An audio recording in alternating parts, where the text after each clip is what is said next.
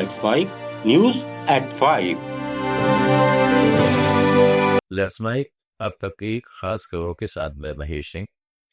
Janata Dal United ने बिहार विधानसभा चुनाव के लिए उम्मीदवारों की पहली सूची जारी कर दी है।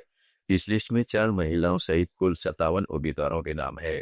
जेडीयू ने इस लिस्ट में सरायरंजन से मंत्री विजय कुमार चौधरी, आलमनगर से नरेंद्र नारायण यादव, बिहारीगंज से रंजित कुमार मेहता, चंदेश्वर से रमेश ऋषि देव, मधेपुरा से कविता शाह और महिषी से गंधेश्वर शाह को टिकट दिया है। जेडीयू की यह लिस्ट सहयोगी दलों के साथ सीट बंटवारे पर बनी सहमति के बाद जारी की गई है। जेडीयू के कार्यकारी अध्यक्ष संजय झा ने दावा किया है कि एनडीए एकजुट है और उसका मकसद नीतीश कुमार के नेतृत्व में सरकार बनाना है। मुख्यमंत्री नीतीश कुमार गुरुवार से अपने चुनाव प्रचार अभियान की शुरुआत करेंगे। वे पहले चरण में उम्मीदवारों के नामांकन में भी शामिल होंगे और साथ ही समस्तीपुर और दरभंगा में चुनावी रैलियों को भी संबोधित करेंगे। जनसुराज के प्रशांत किशोर चुनाव नहीं लड़ेंगे। उन्होंने कहा कि सभी पार्टी सदस्यों ने फैसला कर लिया है। हम सब ने मिलकर फैसला किया है कि मुझे सभी उम्मीदवारों की जीत सुनिश्चित करने के काम पर ध्यान देना चाहिए, इसलिए मैं चुनाव नहीं लड़ रहा हूँ। मेरे पास पहले से जो काम है वही करता रहूंगा। इससे पहले प्रशांत किशोर ने तेजस्वी यादव के सामने चुनाव लड़ने की घोषणा की थी।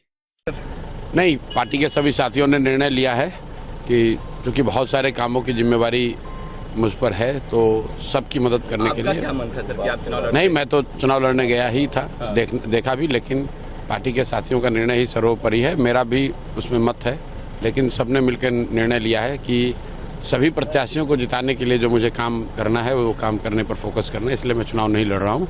मेरे साथी वहाँ चुनाव लड़ रहे हैं, कल उनकी घोषणा होगी। एनडीए में अभी बहुत ज्यादा खींचतान।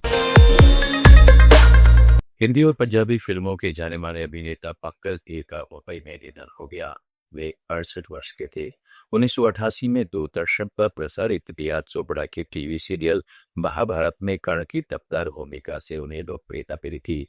पंकज ईर पिछले कुछ महीनों से बीमार चल रहे थे। अमेरिकी राष्ट्रपति डोनाल्ड ट्रंप ने ब्रिक्स के सदस्य देशों को चेतावनी देते हुए कहा है कि उन पर अमेरिका टैरिफ लगाएगा। ट्रंप ने प्रेस वार्ता में कहा है कि उन्होंने उन सभी से कहा है जो ब्रिक्स में शामिल होना चाहते हैं, कोई बात नहीं, लेकिन हम आपके देश पर टैरिफ लगाएंगे। वे सब ब्रिक्स से बाहर हो रहे हैं। ब्रिक्स डॉलर पर हमला था और मैंने कहा अगर आप यह खेल खेलना चाहते हैं तो मैं अमेरिका के आने वाले आपके सभी उत्पादों पर टैरिफ लगा दूंगा। $4 I would say that I'll leave that up to my economic people, but I like the dollar. I'm very strong on the dollar. And anybody who wants to deal in dollars, they have an advantage over people that aren't. But for the most part, we're keeping it that way. I think if Biden would have, Biden, that group would have gotten elected, meaning Kamala, you wouldn't have the dollar as your currency anymore. You wouldn't have a world domination by the dollar if I didn't win this election. And now the domination like BRICS. I told anybody wants to be in BRICS, that's fine, but we're going to put tariffs on your nation. Everybody dropped out. They're all dropping out of BRICS. BRICS was an attack on the dollar. And I said, you want to play that game, I'm going to put tariffs on all of your product coming into the US. They said, like I said, we're dropping out of BRICS. And BRICS is like, they don't even talk about it anymore. Scott, do you want to add to that, please? We're very happy with the current currency arrangement. केंद्र सरकार ने 16वें वित्त आयोग का कार्यकाल 1 महीने बढ़ाकर 30 नवंबर तक कर दिया है। इसका गठन 31 दिसंबर 2023 को किया गया था।